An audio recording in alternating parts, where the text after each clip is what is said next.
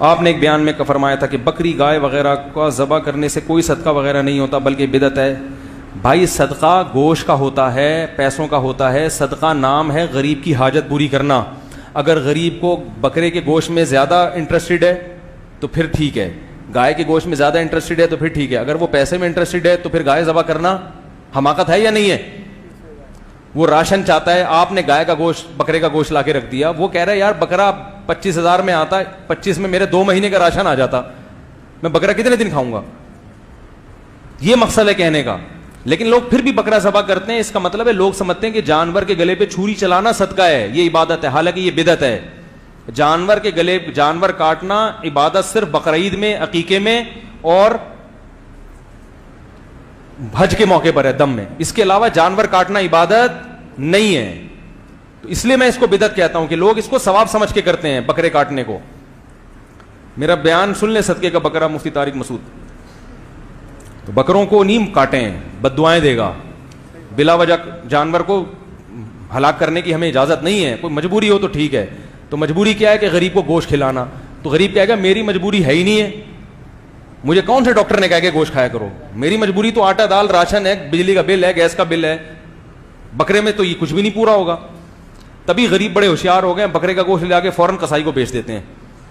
تو اس لیے بلا وجہ بکرے کی بد دعائیں لینا یہ عقل مندی کا کام نہیں ہے. لوگ کہتے ہیں جان کا صدقہ جان سے, یہ بھی جہالت ہے, ایسا نہیں ہے. اسلام میں قول کی اہمیت کیا ہے؟ مثلا اگر کوئی شخص یہ کہے میں یہ قول کرتا ہوں کہ میری شادی یا جاب ہو جائے تو میں فلاں کام کروں گا, اور بعد میں اپنا قول پورا نہ کر سکے. قول نہیں, نظر ہوتی ہے. یہ نظر عبادت کی ہوتی ہے.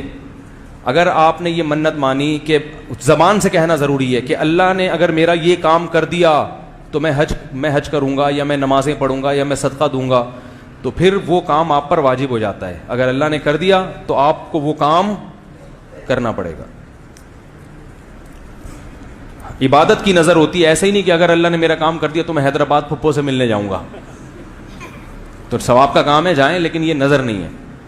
رمضان میں لڑکی اگر روزہ رکھے اور روزے کی حالت کے بعد حیض کی حالت ہو جائے تو روزہ قائم رہے گا, ٹوٹ جائے گا روزہ.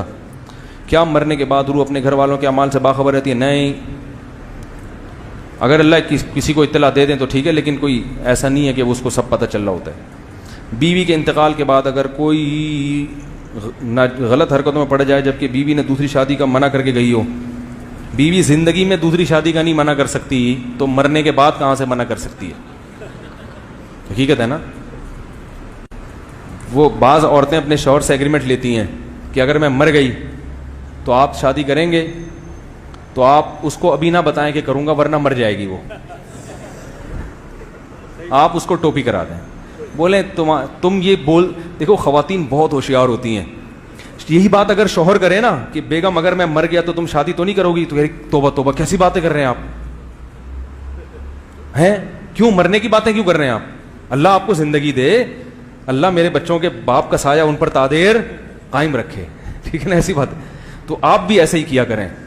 بیوی جب کہ اگر میں مر گئی تو آپ شادی کریں گے تو توبہ توبہ, تو استغفر اللہ استغفر اللہ. بیگم کیا باتیں کر رہی ہو تم, آئندہ یہ موت کا لفظ زبان پہ نہیں لے کے, اور دل میں نیت کریں تو مر کے دیکھ خالی, میں کو پاگل ہوں میں جو بیوی کے بغیر زندگی گزاروں گا.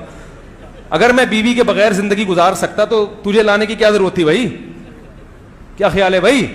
بھائی میں اکیلا نہیں زندگی گزار سکتا, تبھی تو میں نے تجھ سے شادی کی ہے. تو مر جائے گی تو میں تو زندہ رہوں گا نا, میں تھوڑی مروں گا. وہ ایک پادری سے میرا مناظرہ ہو رہا تھا عیسائیوں کا, وہ 4 شادیوں میں بات آ گئی, تو وہ پادری سے میں نے کہا کہ وہ 4 شادیوں کی بہت مخالفت کر رہا تھا. تو میں نے کہا دیکھو امریکہ میں اتنے فیصد عورتیں زیادہ ہیں مردوں سے, تو اگر مرد کو 1 سے زیادہ کی آپ اجازت نہیں دیتے تو وہ عورتیں کہاں جائیں گی؟ تو اس نے کہا کوئی بات نہیں, بہت سی عورتیں بغیر شادی کے بھی تو مرتی ہیں نا, تو کیا ہو جاتا ہے؟ میں نے کہا جو مر گئی ان کا تھوڑی ہے, مسئلہ تو زندوں کے ساتھ ہے. جو نہیں مری ان کو کیا کرو گے بھائی؟ کیا خیال ہے؟ مسئلہ تو زندوں کے ساتھ ہوگا. میں نے کہا زندوں کا کیا, جو بیچاری زندہ رہتی ہیں جو نہیں مرتی ان کا کیا حل ہے, یا جو اب تک نہیں مری ان کا کیا حل ہے؟ تو پادری میری شکل دیکھنے لگا بیچارہ. تو اسی طرح جب بیوی آپ سے کہے کہ اگر میں مر گئی تو دل میں بولیں, اوپر سے تو یہ نہیں بولیں, اوپر سے تو سوال, تم تو قیامت کا اعلان کر کے جاؤ گی دنیا سے, امام مہدی کی فوج میں تم ہی تشکیل کرو گی میری, تو کبھی بھی نہ بولیں, لیکن دل میں بولیں بھائی اگر تم مر گئی تو تم تو مر گئی, تمہیں تو میاں نہیں چاہیے ہوگا, مجھے تو چاہیے, مجھے تو زندگی گزارنی ہے نا. کیا خیال ہے؟ طریقے سکھا رہا ہوں آپ کو. یہ ہو گیا. تو بیگم کو بھی خود نہ بولا کریں کہ میں مر جاؤں تو تم شادی کر لینا. بعض چیزیں یاد رکھو صحیح ہوتی ہیں, مگر ان کی زبان سے ورڈنگ جو ہے وہ غیرت کے خلاف ہوتی ہے. تو میاں بیوی کی محبت کا تعلق ایسا ہے کہ وہ یہی سمجھے بھائی نہ, گویا شو یہی ہو رہا ہے کہ تم مری تو میں نہیں کروں گا, میں مری تو, شو ایسے اوپر سے. کیونکہ جب تک زندہ ہیں تو ٹوٹ کے محبت کریں نا. آپ نے بتا دیا تم مر گئی تو وہ ہے میری کزن ہے, اس وقت تک مجھے امید ہے وہ بھی بیوہ ہو جائے گی, ٹھیک ہے نا. تو کیونکہ جو بیماری تمہیں اس کے میاں کو بھی وہی بیماری ہے, تو پھر تو یہ غیرت کے اور حیا کے خلاف ہے.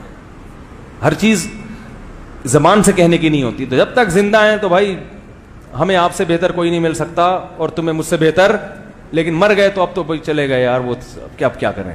پھر اگلی والی کو یہ بولے مجھے تم سے بہتر نہیں مل سکتا. ٹھیک ہے. سبحانک اللہم و بحمدک.